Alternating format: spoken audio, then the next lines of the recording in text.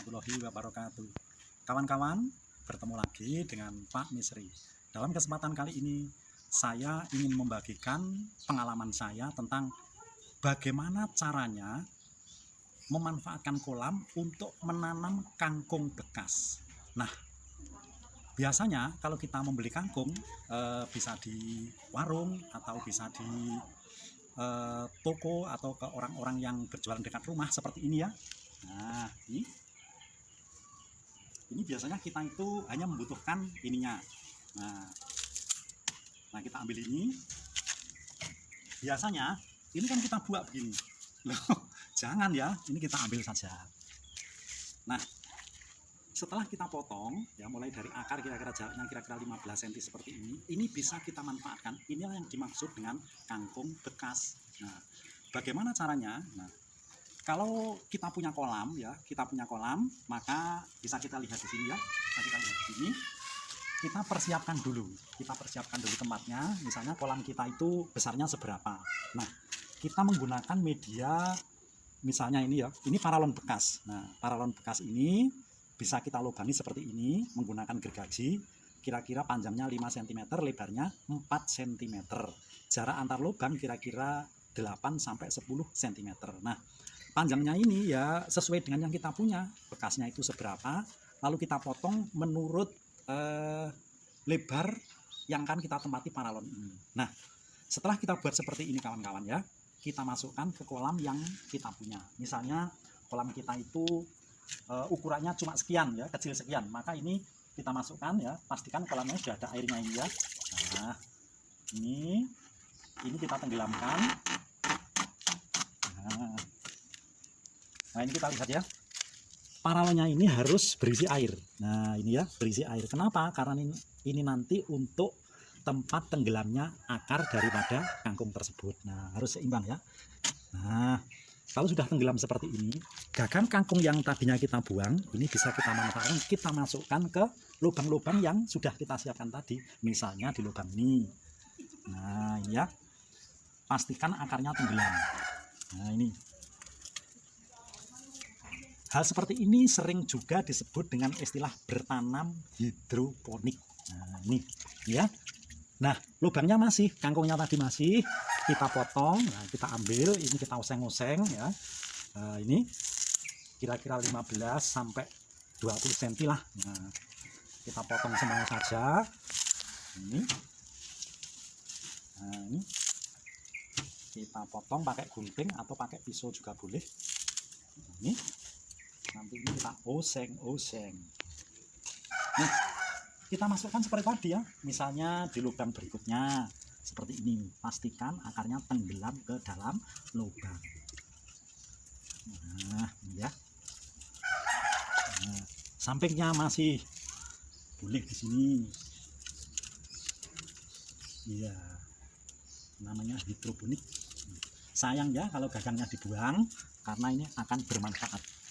Masih ternyata ya sebelah tepi. Nah, ini tanpa tanah, tanpa pasir atau tanpa apapun, hanya pakai dengan air. Jadi hidroponik dengan air. Kemudian ini, nah ya, oh ternyata masih satu. Ini. Nah, ini tidak akan bisa roboh ya, karena besarnya lubang ini sudah sesuai dengan besarnya dari batang ini ya, satu ikat ini. Ikatannya bisa kita buka atau tidak juga nggak apa-apa. Ini sudah lengkap, berarti kita tinggal menunggu 1 hari, 2 hari, sampai seminggu bagaimana perkembangannya. Nah, berdasarkan pengalaman, nanti kalau sudah berumur 7 sampai 10 hari ya, yang model hidroponik seperti ini akan terdapat tunas-tunas di samping-sampingnya ini ya. Nah, sekarang kita lihat yang sudah berumur 7 sampai 10 hari. Ini ya. Nah, ini sama ya dengan tadi, modelnya pakai paralon ini. Nah, kemudian ini masuk, akarnya tenggelam. Ini. Nah, ini dan itu yang pojok itu. Nah, ini umurnya kira-kira 7 sampai 10 hari. Nah, itulah kawan-kawan, silahkan mencoba dengan paralon. Tetapi mari kita lihat yang lain ya, kita lihat yang lain. Nah, sebelah sini ya. Di sini mungkin kita punya kolam yang agak panjangan ya, seperti ini misalnya. Kita bisa menggunakan media atau tempat menanam itu tidak dari paralon seperti yang tadi. Ini saya coba menggunakan media dari talang air ya, dari talang air. Nah, ini talang air yang panjangnya 3 meter, yang sana itu langsung 4 meter ya, karena ini kebetulan kolamnya agak panjang. Nah, yang di sisi sebelah selatan ini hanya sekitar 80 cm ya, 80 cm. Nah, caranya gampang ya, cukup kita taruh saja talang air tersebut ke dalam kolam sampai tenggelam. Nah, kalau sudah seperti tadi, kita ambil batang kangkungnya. Nah, seperti ini, lalu kita tanam seperti tadi. Nah, akhirnya kita tunggu sampai dengan kira-kira 10 hari, ini sudah seperti ini ya. Nah, ini kalau sudah 10 hari. Nah, ini lihat. Tetapi perlu diketahui, untuk media menggunakan talang air dari plastik ini kita bisa menambah kerikil-kerikil ya, atau batu-batu kecil ditambah dengan sedikit tanah ya. Nah, ini. Nah, supaya apa? Supaya batangnya ini tidak roboh atau enggak guling ya. Kalau yang paralon tadi itu kan di sampingnya ada pembatasnya. Kalau ini kan enggak ada pembatasnya. Jadi bisa disanggah dengan batu-batu ini. Nah, ini ya. Ini yang sudah berumur kira-kira 10 hari ini ya. Ini. Nah, ini sampai ini. Nah, nanti kawan-kawan ya, kalau sudah berumur kira-kira 30 hari atau 1 bulan, maka kita akan baru merasakan hasilnya. Bagaimana hasilnya? Nah, ini ya. Kita lihat di sebelah utara. Sini ya. Nah, ini.